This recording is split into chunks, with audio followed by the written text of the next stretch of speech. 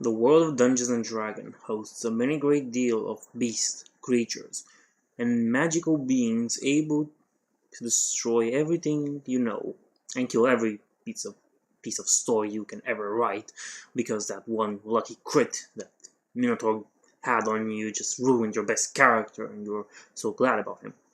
But besides the normal ranting part about Dungeons and Dragons, today I am here to tell you the story of Snikclaw, the level 3 ratfolk death domain cleric. Snikclaw was born in an underground city, more like a sewer than a city, more like garbage than water, more like not houses but mud piles, or whatever else you can find in a sewer city. His story, as every ratfolk from this game happened to be, is just basic. He was born and abandoned by his mother to find his own calling in the world. No care for the children, no nothing. The idea came after Rat City. Look it up. Funnily enough, our little Snikclaw found a way to survive, and that was the way of religion.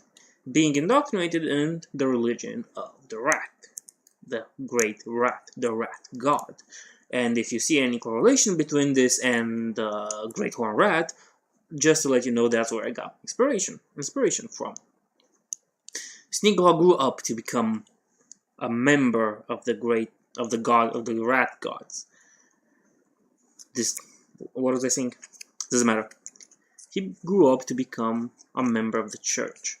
He went on to have many great adventures, or small adventures, trying to convert other rat people to his own religion.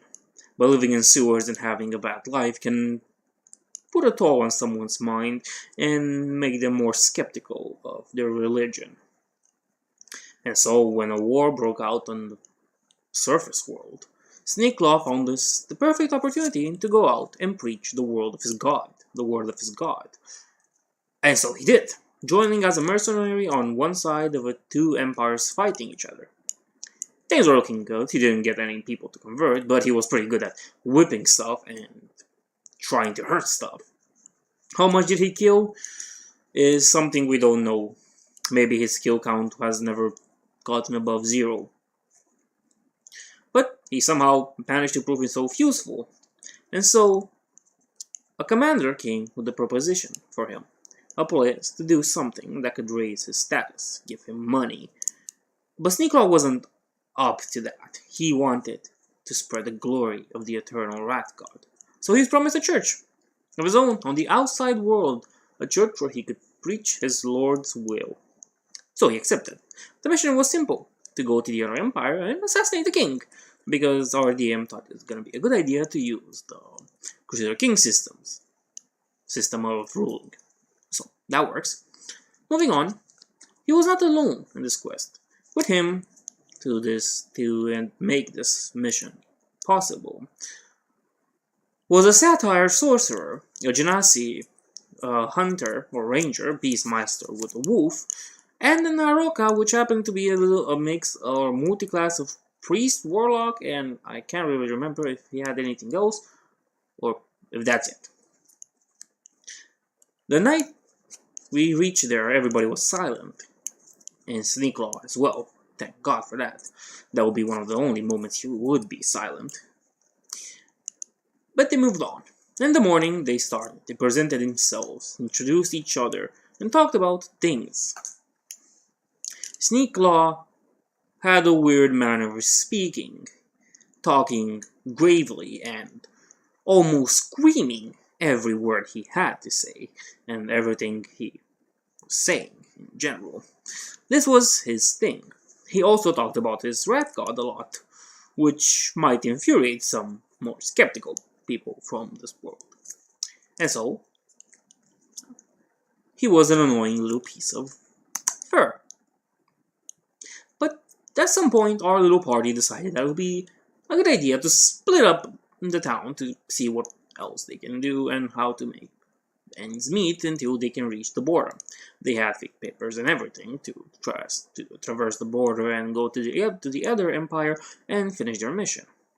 So on that day, Snikclaw decided that He should not drink or eat. He should not prepare himself, get new items, try to do something useful, like scout the terrain. No, Snikclaw decided that's going to be a good idea to go out in the town and start preaching about the rat god. He found a well and he somehow holstered himself up on the well's mouth, and he started preaching about the glory of the rat god. From his every bit of shining fur to his every whisker full of wisdom, he started to preach.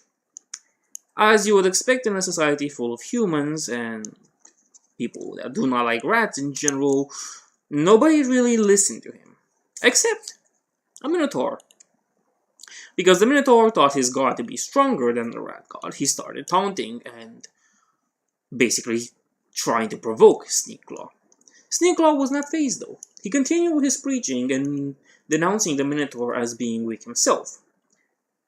The Minotaur did not appreciate that, and the battle soon ensued. The Minotaur had the power, the strength, and the force to fight Snikclaw. Snikclaw only had his blessings and probably his will to live. The battle went something along the lines like this. Minotaur charges at you. What do? Blind him. Because that was the first thing that Snikclaw thought to do when the Minotaur was trying to fight him. Blind him. Which would have been a perfectly and very sound, idea, unless somebody from the crowd decided that they like Minotaurs more than they like rats. And so he decided to heal him. And that's when the little monster of a Minotaur started charging. He started running with all his force at Snikclaw. So Snikclaw decided that it's good that if it's good for gander, it's good for goose, and he blinded him again. God knows how, but somehow Snikclaw managed to blind the Minotaur. He moved away from his path though, which, now that I think about it, it's a good idea that he moved. Thus, the Minotaur just stumbled and fell down to the ground. After that, rather than basically using an attack or something to damage him, Snikclaw decided that it would be a good idea to use his shield. He had a tower shield, I forgot to mention, because he had like 12 health, and that health goes away kind of quickly. So he decided to use his big, amazing tower shield and jump on the Minotaur with the tower shield. It did some damage. But before the fighting could erupt, the town guards got to them. They took the Minotaur and poor Snikclaw and they wanted to take him into custody. Luckily, the sorcerer Satyr was there and saved little Snikclaw and dragged his little furry body back to the inn. When everybody was to the inn for the night, people just decided that it's gonna be a better idea to just sleep and go to the board the next day. And so they did. They woke up, they went to the border. Things were looking good. The plan was simple. Snikclaw was going to be the priest, and the other people would be his protection. Until Snikclaw kind of messed up his words and said that the people next to him were his mercenaries, and he needed mercenary papers, the guard, at the border. But Snikclaw didn't have any, and so he used command to make him halt, to make him basically unmovable until he could find a solution. While his teammates were thinking about a solution, Snikclaw decided that it's taking way too much time and he can't really be bothered to wait for that long. So he decided that what he's going to do is going to be pretty simple. Snikclaw was going to basically use Touch of Death with the impression that Touch of Death kills people. It hurt the guard. That is correct. But it also made the other guards come next to the party. And you don't want to be taken hostage by the other Empire's guards. So while they give their order of don't move or we'll kill you, Snikclaw decided that it's a good idea to use Thaumaturgy. And rather than make the swords in their hands fly, he decided that probably it would be better to just make their hats fly off. Needless to say, Snikclaw's life ended very shortly afterwards, with a sword in his throat. And that was the moment that everybody realized that Snikclaw and ratfolk in general suffer from sudden bursts of schizophrenia, where they make actions that do not make any sense. Actions that, well, in all honesty, nobody can understand. So this was the story of my first D&D character, Snikclaw the Cleric. Which, yes, every bad decision that I have made it willingly. Thank you for watching.